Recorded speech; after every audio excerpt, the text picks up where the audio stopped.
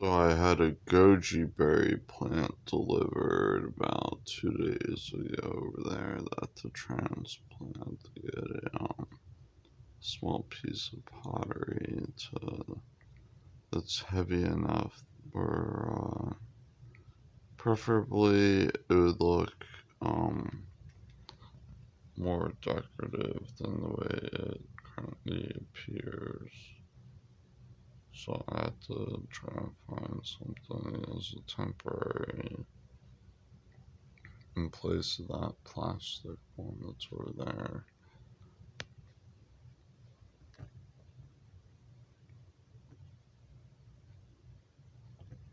I'm well aware of like root shock and stuff like that. My mother had educated me in that when it comes to having a green thumb.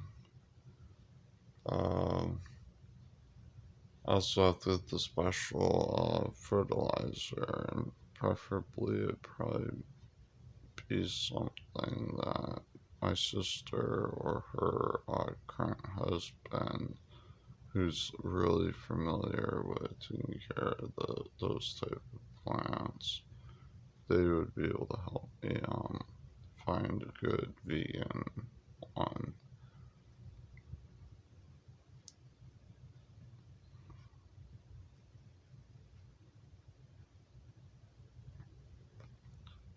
When it comes to liquid food, it's a goji berry plant. It's very special and it's quite dwarfed, the way I would describe it, in comparison to the ones that I had taken screenshots of over the Google images. I like the dwarf type of plant where they are like clippings from where, let's say, there'd be a lot of shoots, that would be within a good abundance, and then they probably use some type of organic rooting gel and then create new roots from that clipping, and then I had made sure that the roots of it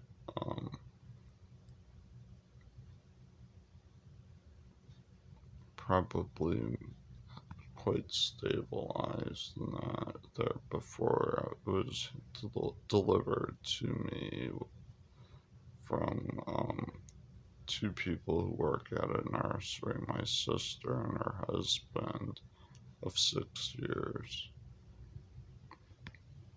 who don't currently live It's here. been 4 years, Earl. 4 years? I thought it was 6. No, Sean's been 7 years. Oh, okay.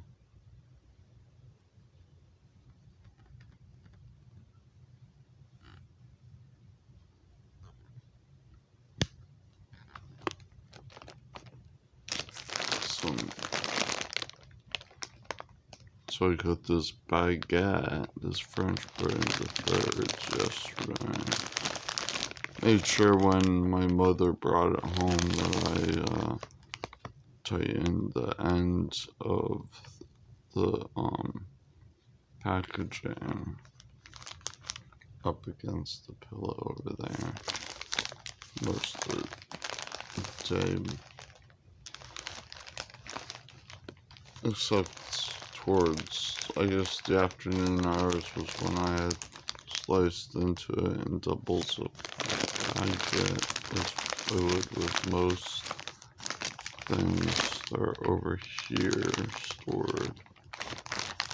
Cool, dry environment, well sealed.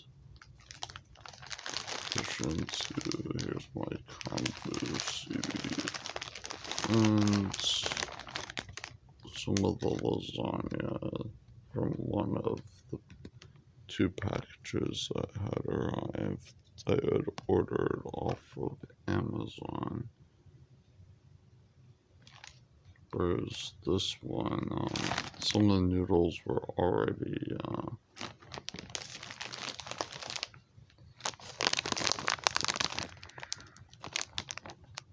you know, but I basically was going to, well, I made that recipe yesterday of, it's kind of a mushroom stroganoff, and I was trying to substitute, let's say, egg noodles with this brown rice pasta variety. The brand is Tinkiata, and I'm quite familiar with the brand before I began purchasing, let's say, Jovial. I didn't know Jovial used shared equipment until I had it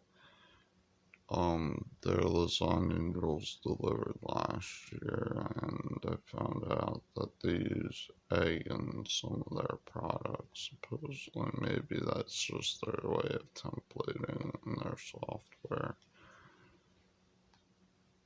When it comes to the shared equipment, but it was gluten free and vegan.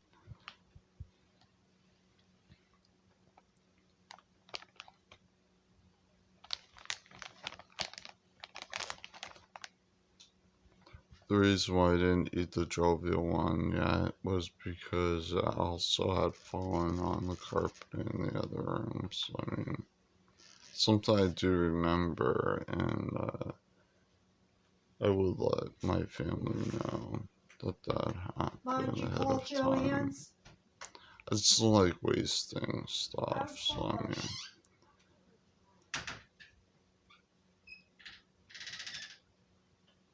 worst comes to worst, I'd probably have to get rid of it if,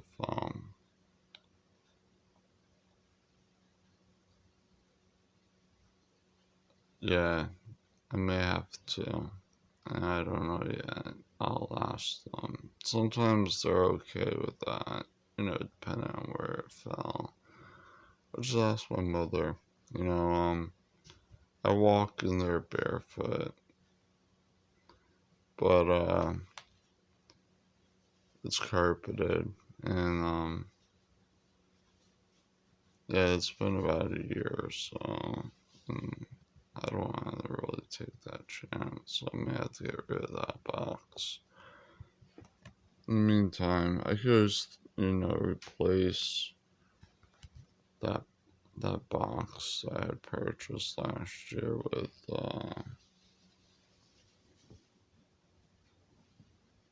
this package, for instance.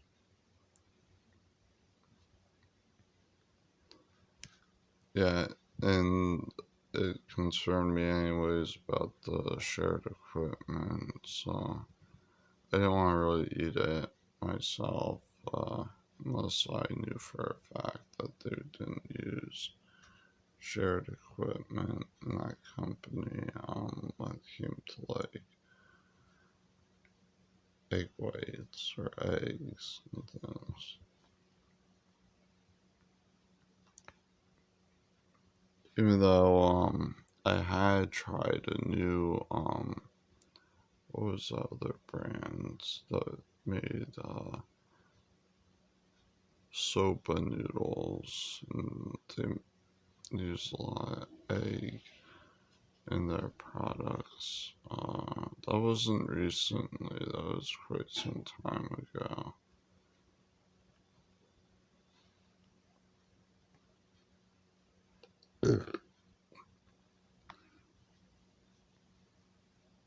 Normally I don't do that though.